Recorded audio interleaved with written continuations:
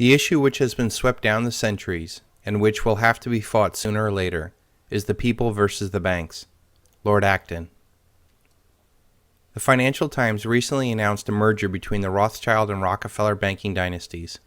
The first thing we must note is that the Financial Times is a Rothschild-owned paper, and would not give any real details other than the glowing propaganda spin of Lord Rothschild's latest move. I would like to speculate on what this could mean based off of many years of studying these two criminal families. First, this merger does not change the balance of power in the world. It is Rothschild's RIT partners buying a minority stake in Rockefeller's asset management company. This is nothing like them selling each other shares of the Federal Reserve or anything of that magnitude. I do think this move could be signaling the danger that their frontmen and banks are in, and their desire to set up a new institution to rise after the collapse of major Wall Street firms. When you look at the creation of the Federal Reserve, you see the Rothschilds and the Rockefeller banking dynasties merged back then to create a new monetary paradigm. This recent move might be the same thing, but just getting ahead of the curve. Think about the reality of the death of the dollar and most of the world's major currencies, and all of the power the Anglo-American Empire has created. Wouldn't it be smart to sacrifice insolvent Wall Street firms and paycheck players like Jamie Dimon, Blythe Masters, Ben Bernanke, and Barack Obama to the angry public while they move all the real wealth from JP Morgan's silver and gold vaults into this new chimera institution? After all, that is exactly what happened when the Rothschild oligarchs were expelled by Putin after years of raping and looting Russia. Gusinski, Berezovsky, Chernoy, and many other oligarchs had been driven out of the country, but one still remained. He was young, energetic, ambitious, rich, in other words, a potential rival for Putin. Вы увидите, что в институте, который считается готовит Khodorkovsky was first of all taught a lesson in public in front of the TV cameras. для нефтегазовой. И ваша компания, допустим, у нее были проблемы с уплатой налогов, но надо отдать должное руководству компании ЮКОС. Так? Она договорилась с налоговой службой, приняла все претензии и закрыла все проблемы, закрывает все проблемы с государством. Ну как-то эти проблемы возникли. Может быть, именно поэтому в налоговую академию 4-5 человек идут.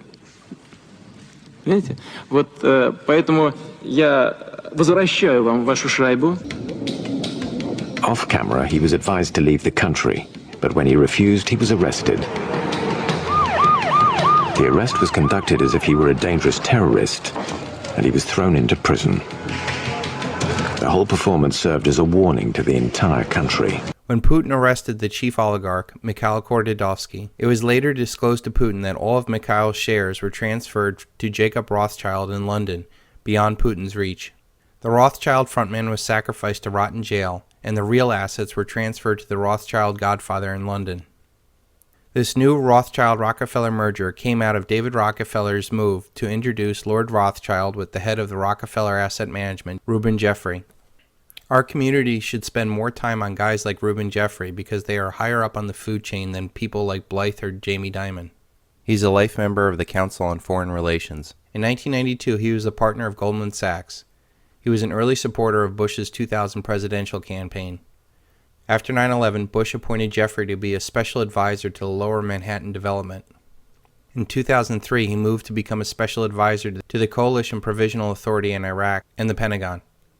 In 2004, he served as a member of the United States National Security Council. President Bush nominated Jeffrey as Undersecretary of State for Economic, Business, and Agricultural Affairs on April 16, 2007. Finally, Reuben Jeffrey serves as the Senior Advisor at the Center for Strategic and International Studies. On July 27, 2010, Jeffrey was hired to be CEO of Rockefeller & Company, a New York-based asset manager with $27 billion under management. Now get this. In 2005, Reuben Jeffrey was named the chairman of the Commodities Future Trading Commission, the CFTC.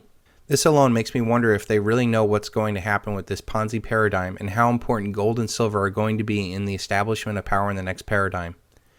Especially after the Rothschilds left the London Bullion Market Association in 2004 after 200 years of ownership. I believe that the fraud had gotten so large even back then that the Rothschilds wanted to distance themselves from it.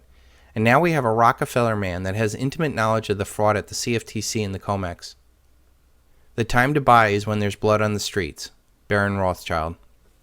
I think it is prudent for these Anglo-American banking dynasties to distance themselves from the mess that they have created. More importantly, they can consolidate real wealth under their own personal wealth management companies, which they can then use to buy up corporations and national assets, much like how the Rothschilds did in the collapse of the Soviet Empire. When the Rothschild oligarchs were buying up massive amounts of wealth in the Soviet Union, there was usually only one Rothschild oligarch at a time to buy up the Soviet state asset auctions.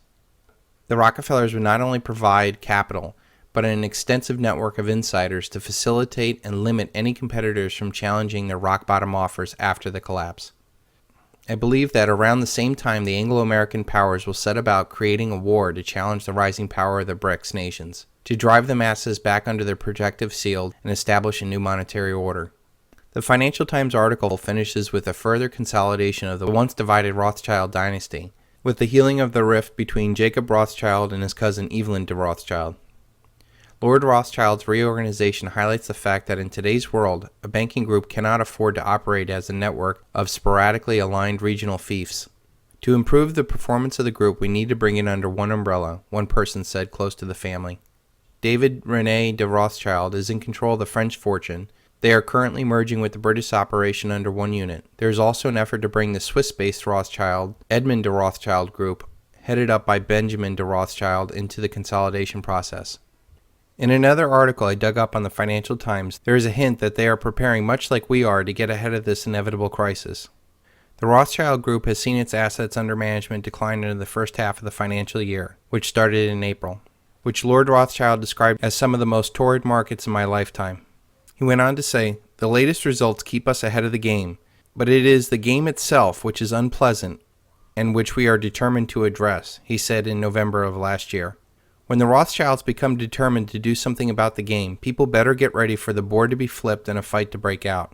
So here you have the monopoly men of the Rothschilds and the Rockefellers consolidating the Anglo-American power ahead of the game-changing paradigm shift. It will be very interesting to see how the pieces move on this grand chessboard. But the Rothschilds and the Rockefellers, despite their immense power and wealth, do not operate in a vacuum. There are forces out there that are potentially more powerful than these banking dynasties.